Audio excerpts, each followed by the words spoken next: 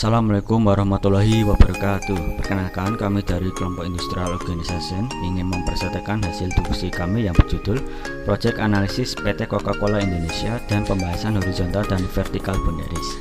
Kelompok kami beranggotakan 5 orang dengan nama pertama adalah Risma Agun Puspitasari dengan NPM 190025, dilanjutkan dengan saya sendiri Muhammad Dinan Hadian Hanif dengan NPM 190027, dilanjutkan dengan Mediana Fuad Refli dengan NPM 190030, lalu Maulida Rizka Afifa dengan NPM 190042, lalu yang terakhir adalah Veranita Sari dengan NPM 190057. Oke, untuk next slide selanjutnya, sejarah PT Coca-Cola Indonesia. Coca-Cola mulai diperkenalkan pada rakyat Indonesia pada tahun 1927. Pada waktu itu Indonesia masih dijajah oleh Belanda dan Coca-Cola berada di bawah The Netherlands Mineral Water Fabric di Jakarta. Proses produksi untuk pertama kalinya dibuat pada tahun 1932. Proses pertama kali tersebut adalah sebesar 10.000 karat dengan dibantu oleh 3 buah truk pengangkut dengan jumlah karyawan sebanyak 25 orang. Sedangkan pada masa penjajahan Jepang 1942 sampai 1945, produksi Coca-Cola dihentikan. Setelah kemerdekaan Indonesia, perusahaan ini diambil oleh The Indonesian Bottlers atau IBL dengan status perusahaan nasional. Oke, untuk slide selanjutnya bisa dilanjutkan dengan teman saya sendiri. Timeline PT Coca-Cola Indonesia. Pada tahun 1927, Coca-Cola dijual pertama kali di Indonesia. Botol pertama diimpor oleh seorang insinyur Belanda bernama De Koninck. Selanjutnya, pada tahun 1932, diproduksi secara lokal oleh pembotolan The Water Netherlands Mineral Fabric di Batavia, Indonesia. Selanjutnya, pada tahun 1996, setelah Perang Dunia Kedua, dioperasikan kembali oleh The Indonesia Bottle Limited atau disebut IBL. Selanjutnya, pada tahun 1971, Jajah Bottling mulai produksi kembali setelah era revolusioner di tahun 1960-an dan memperkenalkan Sprite. Pada tahun selanjutnya 1977, pabrik komersial produk supli atau CPS didirikan untuk memenuhi pasokan bahan dasar minuman. Pada tahun 1985, Bangun Wenang di Manado memulai produksi Coca-Cola pertamanya. Pada tahun 1992, Coca-Cola Amatil Indonesia memulai beroperasi di Indonesia. Selanjutnya pada tahun 1996, Coca-Cola Amatil memulai produksi dalam botol plastik yang disebut PET untuk pertama kalinya. Pada tahun 2002, Presti diperkenalkan di Indonesia. Merek lokal air minum dan kemasan Ades diakuisisi. Pada tahun 2011, Ades dalam kemasan botol plastik ramah lingkungan diperkenalkan. Pada tahun 2012, CCAI mengakuisisi pabrik baru di Cigedokan, Bekasi. Selanjutnya pada tahun 2013, Aquarius diperkenalkan di Indonesia dan pada tahun 2014, Nutribus diperkenalkan di Indonesia. Visi, misi, dan tujuan PT Coca-Cola Indonesia. Visi PT Coca-Cola Indonesia yang pertama SDM, yaitu menjadi tempat kerja yang baik di mana orang dapat terinspirasi untuk memenuhi potensi mereka. Yang kedua, portofolio, itu menghadirkan portofolio merek minuman berkualitas yang mampu mengantisipasi dan memuaskan keinginan dan kebutuhan orang ke seluruh dunia. Yang ketiga, mitra, menjaga jaringan pelanggan dan pemasok yang unggul bersama menciptakan nilai bersama yang mampu bertahan lama. Selanjutnya, misi PT Coca-Cola Indonesia. Yang pertama, untuk menyegarkan dunia. Yang kedua, untuk menginspirasi momen penuh optimisme dan kebahagiaan. Dan yang ketiga, untuk menciptakan nilai dan membuat perbedaan. Selanjutnya, tujuan dari PT Coca-Cola Indonesia. Yang pertama, fokus pada kebutuhan konsumen, pelanggan, dan mitra waralaba kami. Yang kedua, terjun ke pasar untuk mendengarkan, mengamati, dan mempelajari. Yang ketiga, memiliki pandangan global. Yang keempat, fokus pada eksekusi pasar setiap harinya. Dan kelima, bersikap selalu ingin tahu. 5 pilar 2007 Case Strategis PT Coca-Cola Indonesia.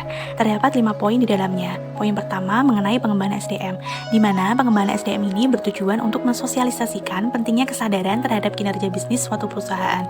Maka, manajer yang mempertahankan tingkat kesadaran kinerja bisnis yang tinggi akan lebih banyak memiliki aspek EQ dan dinilai lebih efektif oleh atasan. Poin kedua, pelayanan utama atau ultimate service. Meningkatkan stock availability dan inventory level di sales center dan pabrik. Pengertian dari stock availability sendiri adalah ketersediaan produk di mana produk tersebut yang sudah terdaftar pada suatu outlet dapat terdistribusi dari gudang ke setiap outlet yang tersedia. Poin ketiga, mengenai pengembangan kualitas atau quality improvement. Di poin ketiga ini, suatu perusahaan dapat dikatakan berhasil dalam mengelola suatu rantai pasok jika perusahaan tersebut sudah melakukan 5 proses tahapan yang meliputi 1. Pelanggan melakukan pesanan, kedua perencanaan, ketiga pembelian, keempat inventory, dan yang terakhir proses produksi. Poin keempat, biaya operasional atau operation cost. Meningkatkan kemampuan produksi untuk mencapai yield yang tinggi dalam penggunaan bahan baku. Maksudnya mencapai yield di sini adalah bagaimana suatu perusahaan dapat meningkatkan pengembalian investasi sebagai persentase dari jumlah investasi awal. Dan poin yang terakhir, poin kelima, efektivitas operasional atau operation effectiveness. Meningkatkan continual improvement pada setiap level karyawan. Continual improvement ini adalah suatu bentuk usaha berkelanjutan yang dilakukan untuk mengembangkan dan memperbaiki produk, pelayanan, maupun proses. Bahasan selanjutnya mengenai penjualan dan pemasaran di PT Coca-Cola Indonesia. Penjualan dan pemasaran sangat diperlukan sebab merupakan suatu strategi yang harus dipikirkan oleh semua pelaku bisnis untuk meningkatkan nilai tambah suatu produk yang akan dipasarkan.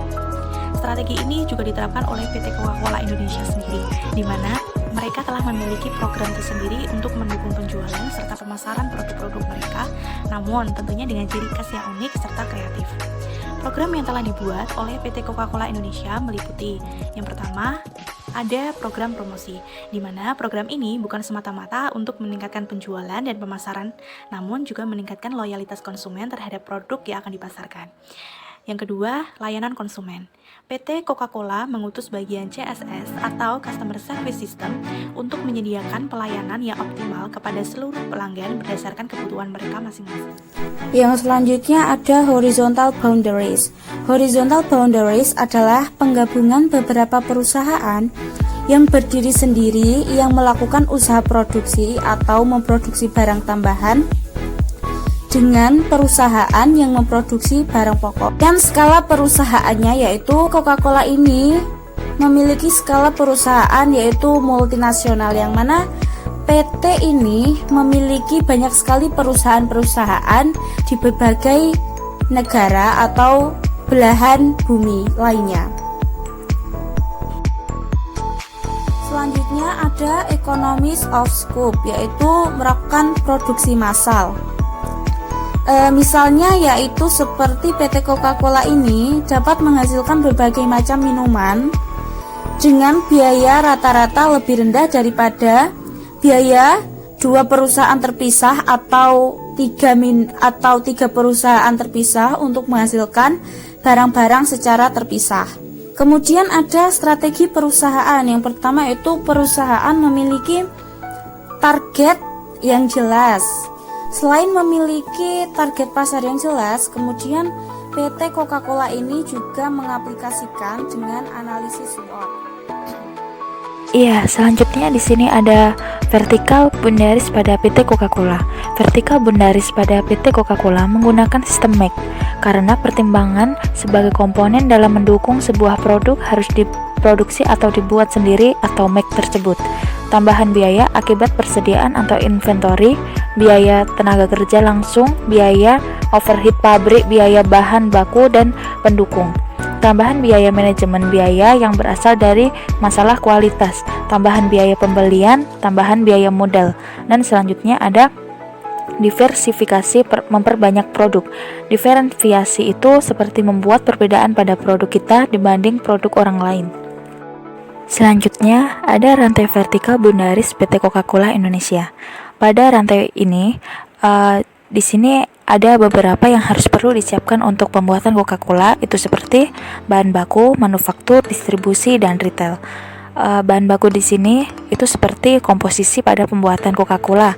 Yang kedua ada manufaktur, itu seperti tenaga kerja, mesin-mesin untuk cara pembuatan Coca-Cola. Yang ketiga ada distribusi penyaluran barang tersebut ke luar atau mengekspor atau mengimpor barang tersebut di toko-toko. Dan keempat ada retail tersebut masuk dalam Coca-Cola ini disalurkan pada minimarket, supermarket, dan mall-mall seperti itu.